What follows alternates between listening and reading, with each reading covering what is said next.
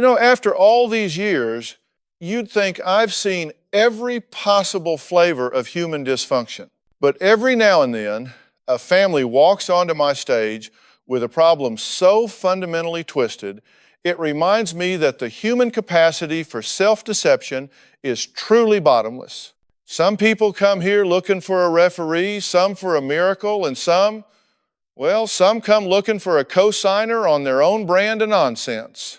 They want me to stamp my approval on a narrative they've built where they are the victim, the hero, the one who is unequivocally right, and they are often the ones who are the most profoundly, dangerously wrong. This was one of those times. The case file landed on my desk and the headline alone was a head-scratcher. A 28-year-old man, Liam, was demanding his parents give him his inheritance. Now, while they were still very much alive and kicking, he wasn't asking for a loan or help with a down payment. He was demanding a full, early payout of what he considered to be his rightful share of their life's work.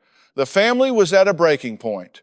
His parents, David and Carol, were in their late 50s, looking at retirement down the road, and they were just bewildered, shattered. You could see it in the intake photos. They looked like people who had been emotionally waterboarded for months, if not years. His sister, Chloe, was furious, calling him a parasite, a leech, every name in the book. And Liam, in his photos, he looked defiant. He had this look in his eyes, a kind of polished, righteous anger. He wasn't just asking for money, he was on a crusade. He had built an entire fortress of justifications around his demand, and he was ready to go to war to defend it. The labels the family used were predictable: entitled, spoiled, greedy, lazy. And look, on the surface, did the boot fit? Absolutely. It was a custom-made, hand-tooled, Italian leather boot of entitlement. But my job isn't to just look at the boot. My job is to figure out why he's so convinced he needs to wear it.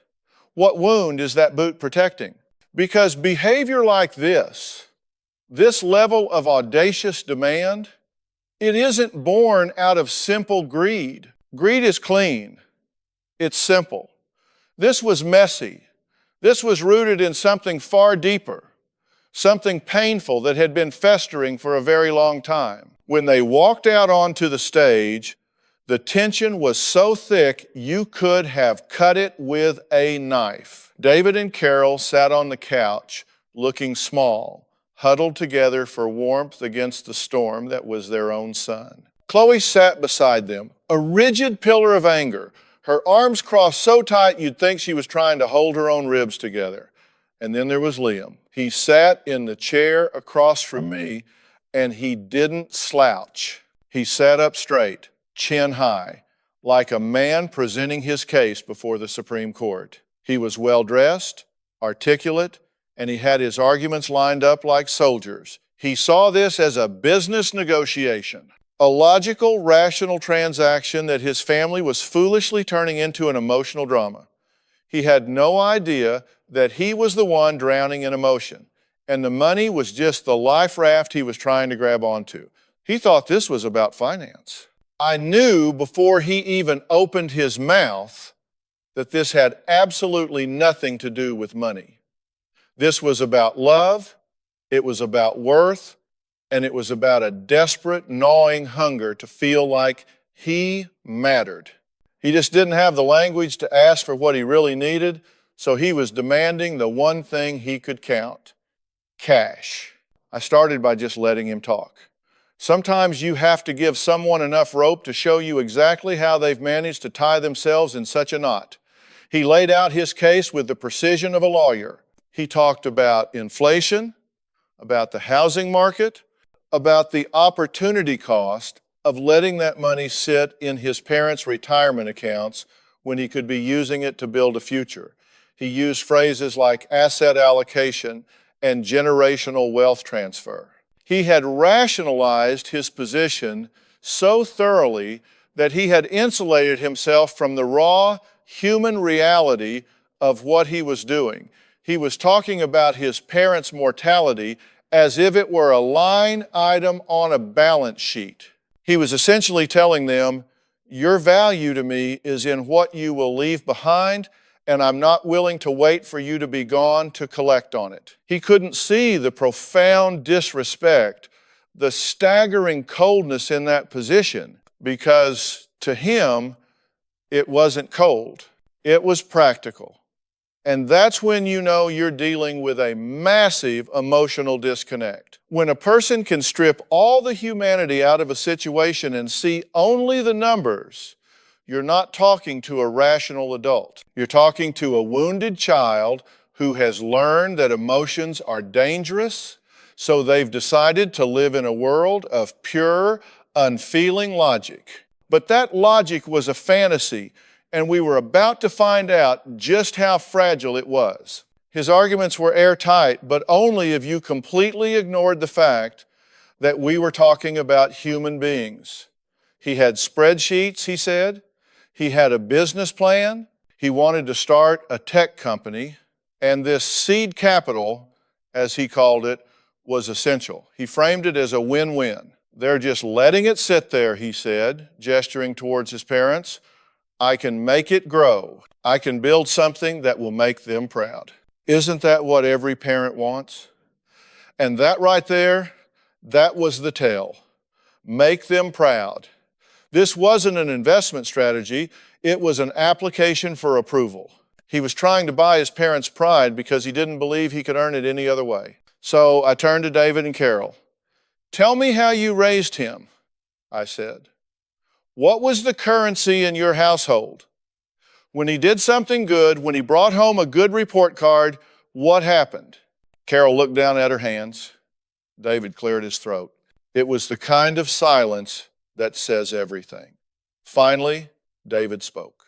We wanted them to have everything we didn't, he said.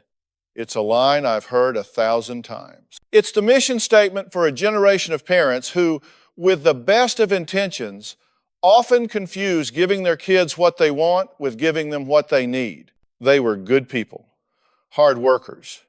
David ran a small construction company, and Carol was a nurse. They had built a comfortable life from scratch, but they were emotionally frugal. They weren't huggers. They didn't say, I love you easily. Their love was expressed through action, a new bike for a birthday, a car when you turned 16, a generous check at Christmas. They showed their love by providing. The problem is when you consistently substitute material things for emotional connection, the child learns a very dangerous equation. Things equal love, money equals worth, and if you're not getting the things, you start to believe you're not getting the love.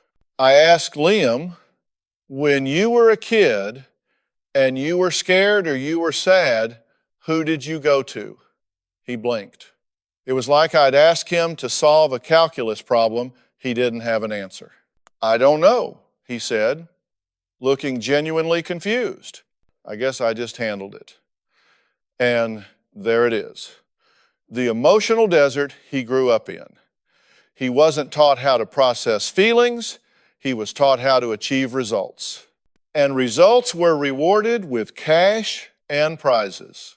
So now, as an adult, feeling a profound sense of emptiness and a desperate need for validation, what tool does he reach for? The only one he's ever been given: money. He's not trying to build a business.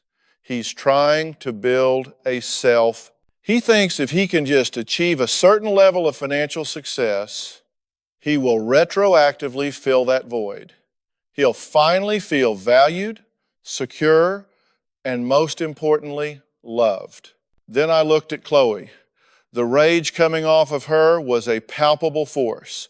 I asked her, why are you so angry at him? And the floodgates opened. Because I did everything right, she said, her voice cracking. I got the good grades. I went to college on a scholarship so I wouldn't burden him. I call him every week. I show up, and he does nothing but take. and now he wants to take the one thing they have left for their future? It's disgusting. What she was really saying was, I played by the rules of this broken system and got nothing. He's cheating and he's demanding the grand prize. She was just as starved for emotional connection as he was. But her strategy was different. Hers was one of perfectionism and people-pleasing. She was trying to earn the love he was trying to buy. And both of them were failing because the one thing they both needed, genuine, unconditional, emotional affirmation from their parents, wasn't for sale, and it couldn't be earned. It had to be given freely, and David and Carol just didn't know how. This dynamic had been simmering for decades. Liam's demands weren't new. They had just escalated in scale. It started with wanting the most expensive toys, then the fanciest car, then help with his rent for an apartment he couldn't afford. Each time his parents would resist, there would be a fight, and eventually, worn down and not knowing how to connect with their son in any other way, they would give in. They had trained him unintentionally to believe that if he applied enough pressure, made a big enough scene, and framed his demands as a personal crisis, he would get what he wanted. They had created this monster of entitlement, not out of malice, but out of a lack of emotional tools. They didn't know how to say, son, we love you, but the answer is no. Instead, their no was always temporary, a dam waiting to be broken. And now, Liam had brought the bulldozer. He had upped the ante to a level they couldn't possibly meet, and the entire family structure was beginning to collapse under the strain. This wasn't a negotiation, it was emotional blackmail, and the ransom was their life savings. The escalation really hit a fever pitch about 6 months before they came to see me. Liam had presented his parents with a formal business proposal, complete with charts and projections for his tech startup. It was a slick-looking document, I'll give him that, but it was pure fantasy. He had no experience, no prototype, just an idea he was convinced was the next big thing. When David, who actually knows a thing or two about running a business, started asking some basic practical questions about overhead and market analysis, Liam got defensive. He didn't hear questions, he heard criticism. He didn't hear due diligence, he heard a vote of no confidence. That's when he pivoted. He stopped framing it as an investment and started framing it as a right. It's my money eventually anyway, he'd argued. What's the difference if I get it now or in 30 years? The only difference is that now I can actually use it to build something. In 30 years, I'll be too old. He was completely blind to the fact that it was not his money, it was their money. The money they had worked 40 years for, the money they were counting on for their own retirement, for their own peace of mind, for potential medical emergencies. He saw their life savings as his waiting room. The fights became constant. He would call them at all hours, sending long, rambling emails filled with accusations and pseudo-logical arguments. He accused them of not believing in him, of actively wanting him to fail. He brought up every perceived slight from his childhood, every time he felt his sister was favored, every instance where they gave him money instead of attention. He was using the past as ammunition for his present-day heist. He was weaponizing his own pain, and it was tearing them apart. Carol told me she would cry herself to sleep most nights. David was having chest pains from the stress. They were living under siege in their own home from their own son. Chloe, trying to defend them, got pulled deeper into the fray. She would get into screaming matches with Liam over the phone. She called him a sociopath, a narcissist. He, in turn, called her a jealous little princess who was afraid his success would overshadow her. He was an expert at blame shifting. Nothing was ever his fault. His inability to hold down a job wasn't because he was arrogant and couldn't take direction. It was because the jobs weren't challenging enough. His failed relationships weren't his fault. It was that the women were too demanding. And this current conflict wasn't his fault for making an outrageous demand. It was his parents' fault for being short-sighted and unsupportive. He had constructed a world where he was the perpetual victim, a brilliant mind being held back by mediocre people. It's a common narrative for people with a deep-seated fear of failure. If you can convince yourself that everyone is holding you back, you never have to test your own abilities and risk finding out you might not be the genius you believe you are. The breaking point, the thing that made them finally call my show, was a family dinner. They had tried to have one last civil conversation. It devolved into a shouting match within minutes. Liam, in a moment of pure, calculated cruelty, looked at his father and said, "You know, if you really love me, you'd want to see me succeed before you die." And that was it. That was the kill shot. He had explicitly linked their love to the money and their death. David just got up from the table, walked out of the room, and Carol said she found him in the garage just sitting in his car, staring into space. He was broken. That's when she knew they couldn't fix this.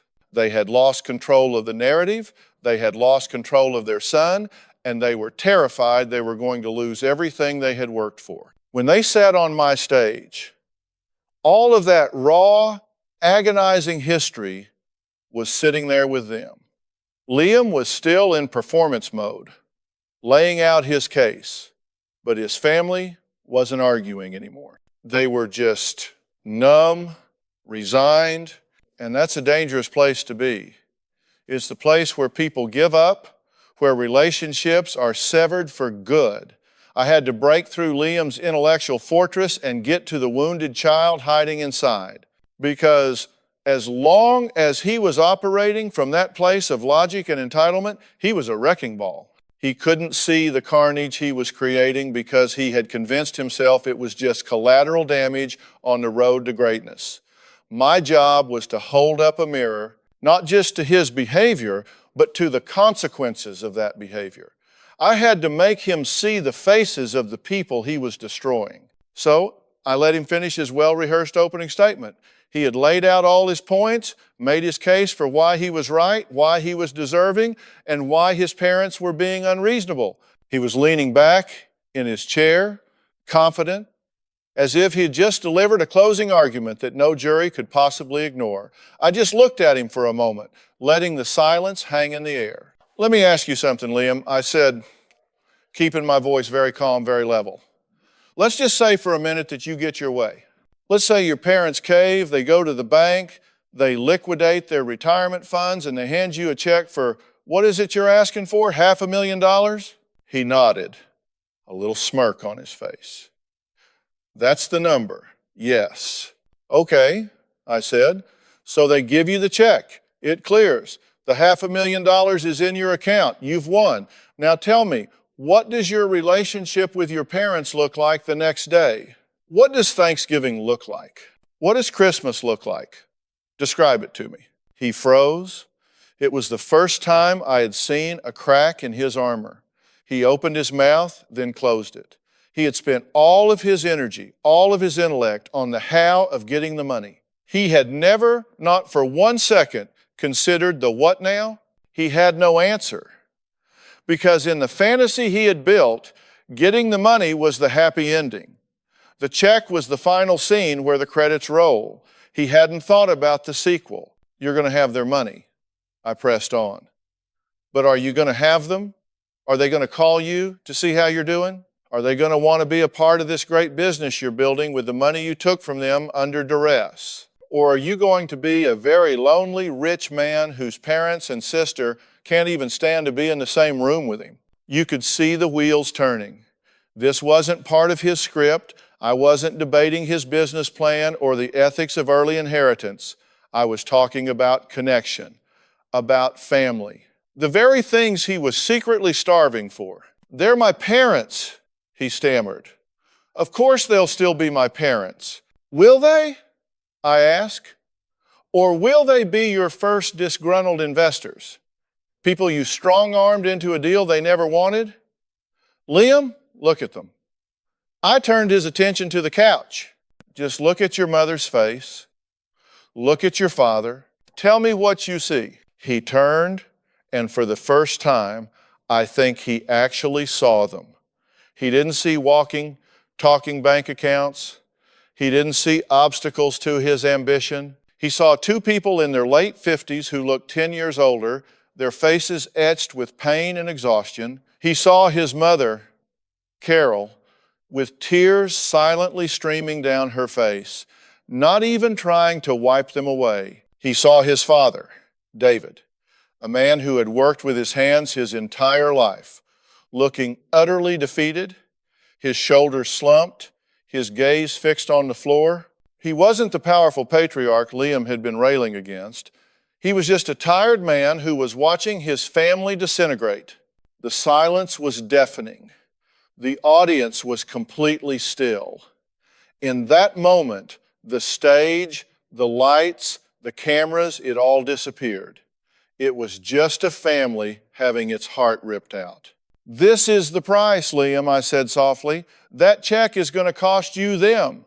There's no version of this story where you get the money and you get to keep their love and respect. You are forcing them to choose, and you will not like the choice they are forced to make, because every time they look at you, they will see the son who valued their money more than their well-being. They will see the son who held their love for ransom. He started to crumble.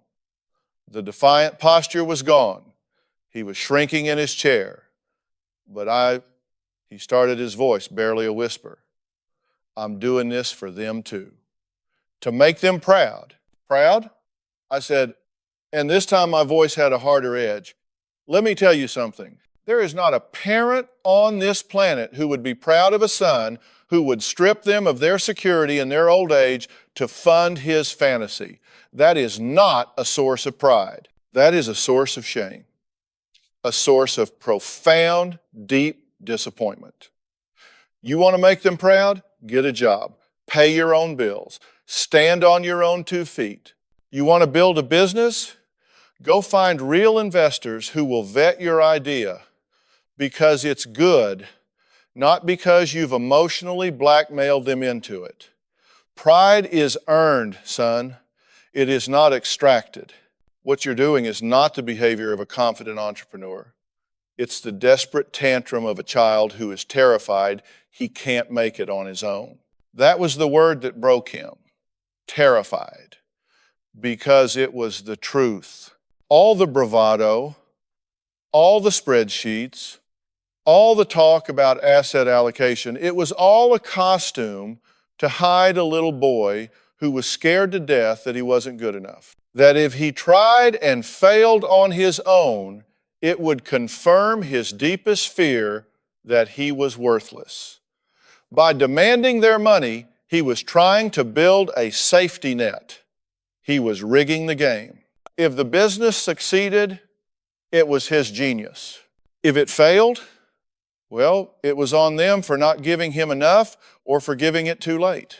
He had created a scenario where he could not lose, but in doing so, he had guaranteed the destruction of the one thing that actually mattered. He just sat there, the tears welling up in his eyes.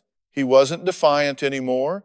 He looked like a little boy who had just been told Santa Claus isn't real. The entire elaborate fantasy he had constructed about himself, about his destiny, about this grand business venture, it was all dissolving under the harsh lights of reality. The fortress of justifications was crumbling brick by brick, and he was left exposed and vulnerable. I don't know what to do, he finally whispered, looking at me. It was the first honest thing he'd said all day. It wasn't an argument or a demand, it was a plea. Well, that's the best news I've heard so far, I told him, because I don't know is a whole lot better than being cocksure and dead wrong. I don't know is where you get to start over. I turned back to David and Carol. And you two, I said, you're not innocent in this. You have taught him this language. You have taught him that transactions are a substitute for intimacy. You've been paying him off your whole life because you didn't know how to connect with him. You've been afraid of his anger, afraid of his disappointment, so you wrote a check. Every time you did that, you reinforced this toxic idea that his happiness could be bought and that your love was conditional on him getting what he wanted. You have been co-conspirators in creating this crisis. You've been enabling this behavior, and it stops today. The answer is no. Not no, but maybe later. Not no, but here's a little something to tide you over. The answer is just no. Your son is a 28-year-old man. It's time he learned to hear that word and live with it. Carol started to cry, but this time it was different. It wasn't the weeping of a victim, it was a release. She nodded, looking at her husband. David sat up a little straighter. You could see a flicker of his old strength returning. He had been given permission to be the parent again, not just the bank. And Chloe, I said, turning to the sister, your anger is justified, but your righteousness is getting in the way. You see him as the enemy, the villain, and in doing so, you're missing the fact that you're both victims of the same system. You've been competing for the same scarce resource your whole lives, genuine emotional affirmation. You just chose a different strategy to get it. He became the demanding problem child. You became the perfect, compliant, good girl. But you're both running on empty. Instead of being his adversary, maybe you can be his ally in changing this whole broken family dynamic. This was the core of it. This family wasn't communicating, they were transacting. Liam was trying to make a huge hostile withdrawal. David and Carol were trying to manage their assets. Chloe was policing the accounts to make sure everyone got what they deserved. They had forgotten how to be a family. I looked back at Liam. He was wiping his eyes, looking embarrassed, but he was listening. Liam, your father built a business with his own 2 hands. Your mother has spent her life caring for sick and dying people. They know what hard work is. They know what it means to build something from nothing. Instead of demanding they hand over the fruits of their labor, why haven't you asked them to teach you what they know? Why haven't you asked your dad to mentor you? To teach you how to read a balance sheet, how to manage people? Why haven't you asked your mother what it feels like to hold someone's hand at the end of their life? You're asking for their money, which is the least valuable thing they have to offer you. Their wisdom, their experience, their life lessons, that's the real inheritance. And it's available right now, free of charge. All you have to do is be humble enough to ask. That was the moment the real breakthrough happened. It was like a light went on. He looked over at his dad, not as a wallet, but as a man. As a potential mentor, he saw him not as an obstacle, but as a resource. The idea that he could learn from his parents rather than just take from them seemed to be a complete revelation. The rest of the show wasn't about the money.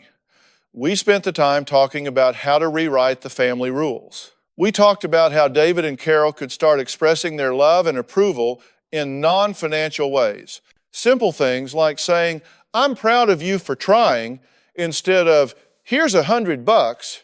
We talked about how Liam could start building his own life, maybe by getting a job, any job, to prove to himself that he could stand on his own feet. We talked about setting boundaries, hard boundaries, about the family agreeing to go to counseling to learn a new way of speaking to each other. It was raw, it was painful, there were a lot of tears, but for the first time, they were the right kind of tears. They were tears of grief for the years they had lost to this dysfunctional dynamic, and tears of hope for the possibility that they could find their way back to each other. By the time the hour was up, Liam did something I wasn't sure he was capable of. He turned to his parents and, in a choked up voice, he said 2 words, I'm sorry. It wasn't a negotiation tactic. It wasn't a performance. It was real. He was apologizing not just for the demand for money, but for the pain, the stress, and the fear he had inflicted on them. He was taking ownership, and in that moment, he wasn't a spoiled, entitled man-child. He was just a son who had lost his way and was finally asking for the right kind of help. Now, I've been doing this a long time, and I know that one emotional hour on television doesn't magically fix decades of dysfunction. The breakthrough on stage is just the beginning. It's the moment a patient in the ICU finally opens their eyes. It's a great sign, but they still have a long, hard road of recovery ahead of them. The real work for Liam and his family would begin the moment they walked off that stage, away from the lights and the cameras, and back into the quiet, complicated reality of their own lives. We put a plan in place. It wasn't about the money anymore. That issue was dead and buried. Liam had, with a sincerity I found believable, completely withdrawn his demand. The plan was about rebuilding the family's entire operating system. I connected them with a family therapist in their hometown, someone who could help them navigate the day-to-day challenges of learning a new emotional language. The first rule of engagement was a moratorium on all financial transactions between them. No more loans, no more gifts to smooth over conflict. If Liam needed money, he needed to earn it. This wasn't a punishment. It was a necessary boundary to force him and them to find new ways to relate to one another. For Liam, the first step was humbling. He had to shelve his grand, world-changing tech startup idea. I told him straight up, your business plan right now is to get a job. I don't care if it's bussing tables or working retail. Your job is to get a paycheck with your name on it that you earned through your own labor. You need to prove to one person and one person only that you are capable, and that person is you. He needed to build a foundation of self-worth that wasn't tied to some future fantasy, but was based on present-day reality and effort. For David and Carol, their work was just as hard. They had to learn to tolerate their son's discomfort. They had to learn to sit with his struggles without rushing in to fix them with a checkbook. Their job was to offer emotional support, not financial bailouts. When Liam would call to complain about his new, less than glamorous job, their task was to say, "That sounds really tough. We believe in you. You can handle this," instead of, "Oh, honey, just quit. We'll help you out." It was like emotional physical therapy for them. They had to strengthen muscles they had never used before. And for Chloe, her challenge was to step out of the role of the family watchdog. She had to stop keeping score. She had to let her parents manage their own relationship with Liam and focus on building her own independent connection with each of them, one that wasn't based on being the good daughter in contrast to her bad brother. I followed up with them, as I always do. The first few months were rocky. Liam got a job in customer service for a software company. He hated it. He called his parents multiple times a week to complain, to test the new boundaries. Old habits die hard. A few times, Carol almost cracked her maternal instinct to rescue him, screaming to be heard. But David, to his credit, held the line. He would get on the phone with Carol and remind her of the plan. "We're helping him by not helping him," he'd say. It was a mantra they had to repeat over and over. Slowly, almost imperceptibly, things started to shift. Liam stopped calling just to complain and started calling to share small victories. He'd gotten a compliment from his boss. He'd solved a difficult customer issue. They were minor things, but they were his.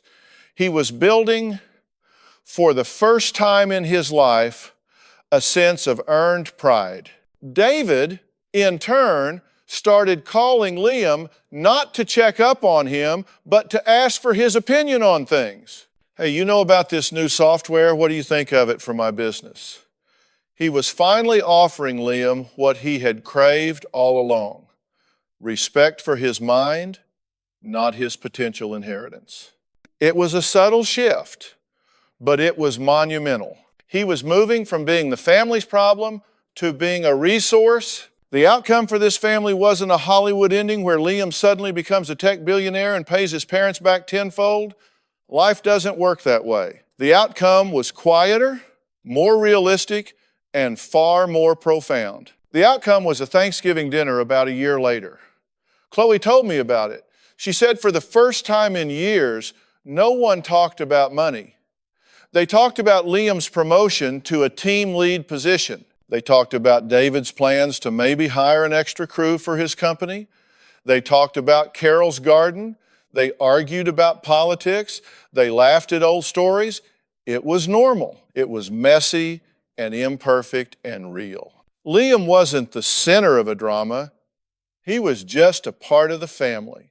He and Chloe had even started to rebuild their relationship, finding common ground in their shared, complicated history. What Liam came to understand is that what he was demanding his inheritance was a symbol. He thought it represented freedom, success, and worth. He thought getting the money would finally make him feel like a man in his father's eye. But he learned that true inheritance isn't something you can cash. It's the values, the wisdom, and the resilience passed down. He stopped chasing the phantom of a big payout and started to see the value in earning his own way, in building something that belonged to him from the ground up, even if it was small. He didn't need $500,000 to feel worthy. He needed to know he could survive and even thrive on his own 2 feet. And his parents learned that the greatest gift they could give their children wasn't their money, but their faith in their children's ability to make it without them. They finally gave Liam the one thing he couldn't demand, their trust. And in the end, that was the only inheritance that ever really mattered.